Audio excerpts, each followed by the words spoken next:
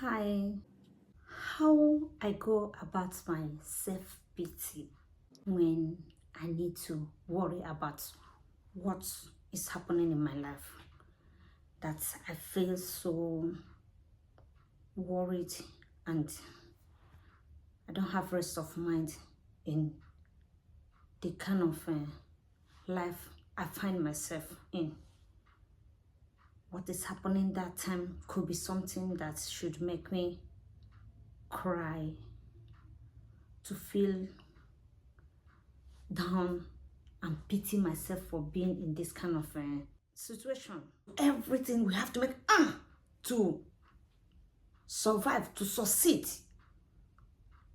And nothing points like when someone who loves you is showing less concern about you. That you're taking that love that the person has for you is no longer as strong as it used to be. What the person used to do, the person is no longer doing it. This is why you see most of the women out there, every time it looks as if we are not in the good mood. We are every time so aggressive, looking for happiness, like we want to pay money to get it. Some people who shouldn't smoke or drink start forming some habits. Some start entering some kind of group just to make sure there's fun. It doesn't matter how much it costs because they want to grab this fun by all means. When all this fun is over, you are still yourself. So the best thing for someone to do is to work on something. Work on yourself, that you know that the problem is somehow handled, because any problem that is not handled is being treated for a while, suspended. Let's use the word suspended for a while, and after some time, this problem will just surface again.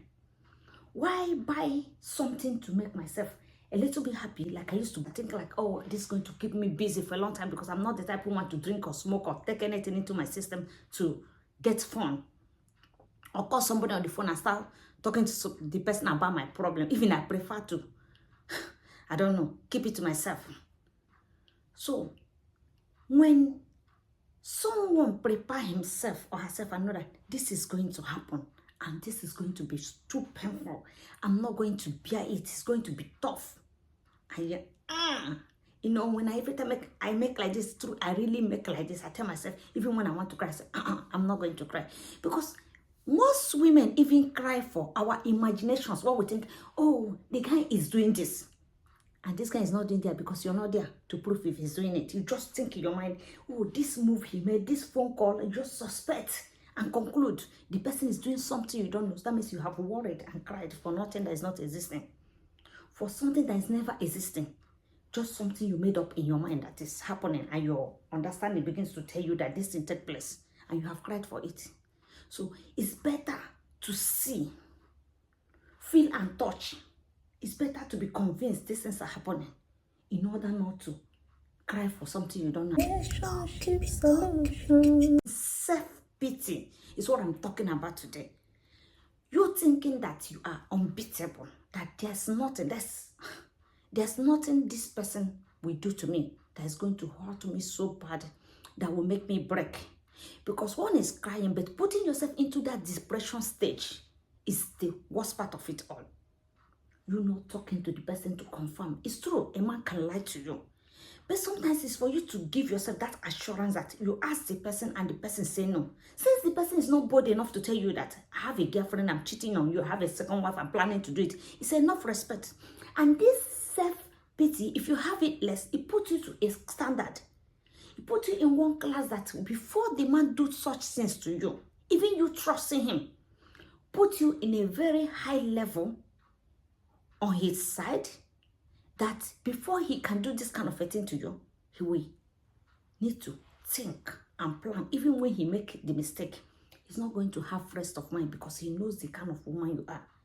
But when you are the type who is every time sobbing and crying and then having this too much self-pity on you, you won't be strong enough to even fight or face this kind of challenges, because you'll be so weak and you'll be so soft.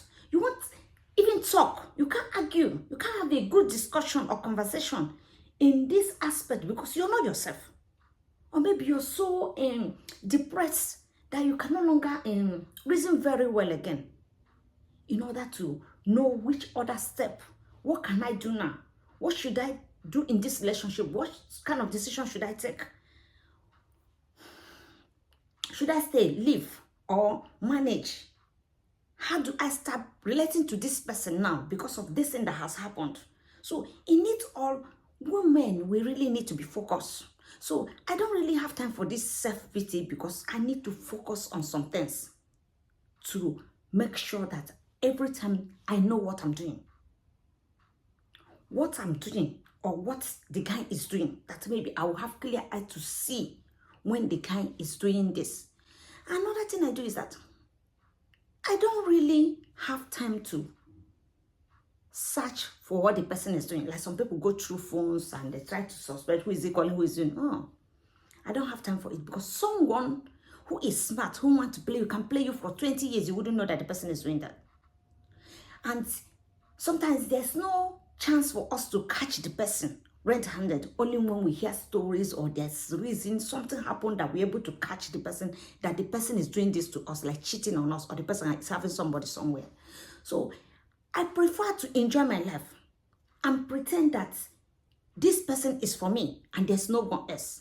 Because during relationship, if you're married to somebody like me who is married for 20 years now, and yeah, December will make it 20 years. So if I'm married to this person and the person is seeing someone outside who I couldn't catch when he's cheating on me with the person, how do I now live in sadness for the whole 20 years, thinking, oh, maybe he has cheated or he has not cheated?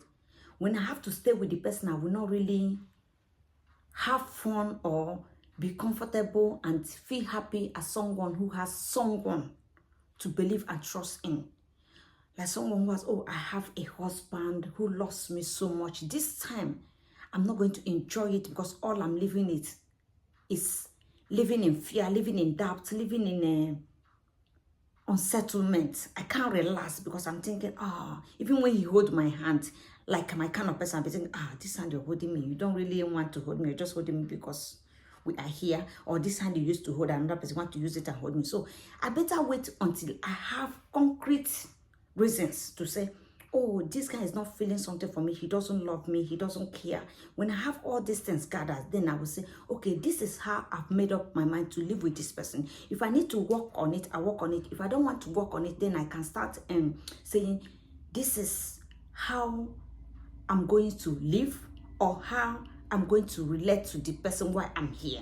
This is my plan. I'm going to be here and do my own thing and answer somebody who is married, or I'm going to be here and give him this kind of love he's giving me, whatever. But I know my kind of person that when I stay with this person, I'm going to make this relationship be like I'm treating him maybe that same way he's treating me, to make him feel that this relationship is no longer the level it used to be. He has cheated.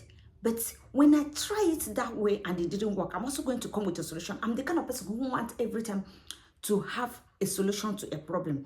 When something is going on this level and I want it to be in the other level, I'm going to somehow navigate it or turn it to be in that level, because I will try good for good.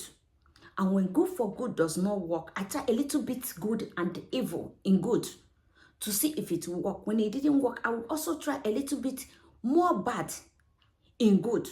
I keep trying and giving it like I'm working on one project to make sure that this thing works out. If it doesn't work out, when I try all my strategies, I will start doing it with talking. I can even go with nagging. I can start doing it with confrontation. I can do it with talking, with everything that the person does, that maybe we need to table all of them single-handedly, one after the other. If I really love this person and I want the relationship to work out, if there are things I need to endure, that enduring will make it work, I'm going to do it, but I'm going to enjoy it in a level that I'm not suffering. I will do everything to make my relationship work, but it all depends on what is happening that time. But I'm not going to use self-pity in my relationship, because I'm not going to destroy my life suffering, pitying myself, because pitying myself is lowering my confidence and my self-love and forgetting myself, putting myself in a situation that I think nobody likes me and nobody wants me. And sometimes to get yourself out of those situations are very hard, because falling into them goes as easy as you wouldn't even know. But when I love myself and care much about myself, this is going to give me so much happiness. And when I love myself so much, it's also going to make the person see how I'm carrying myself, how I'm loving myself, how I'm caring for myself, that the person, even looking at me and being around me, the person will start to love me. This is all about me not feeling too much self-pity on myself. I have too much self-love on myself, and at the same time, love others. This I'm going to go about any problem I have in my relationship in order to make myself happy, to have a good future, to have plan, to succeed in future, and to take care of my children, at the same time take care of my man, and also to make sure that my man feels that I'm somebody, I'm equal to the task, I'm in the class that he's looking for, that I'm not feeling inferior before him, feeling less of myself, that will make him feel less attracted to me. Instead, the love I shower on myself, how I take care of myself, brings him, draws him closer to me than I could ever imagine. So thank you guys for watching this video today. Love yourself the more. Never feel pity for yourself. When it's time to get angry, get more angry. Don't kill yourself. But continue to love yourself and shower yourself with more blessing and more beauty and happiness in order to be on top and on point at every time. Thank you so much. Bye bye, guys.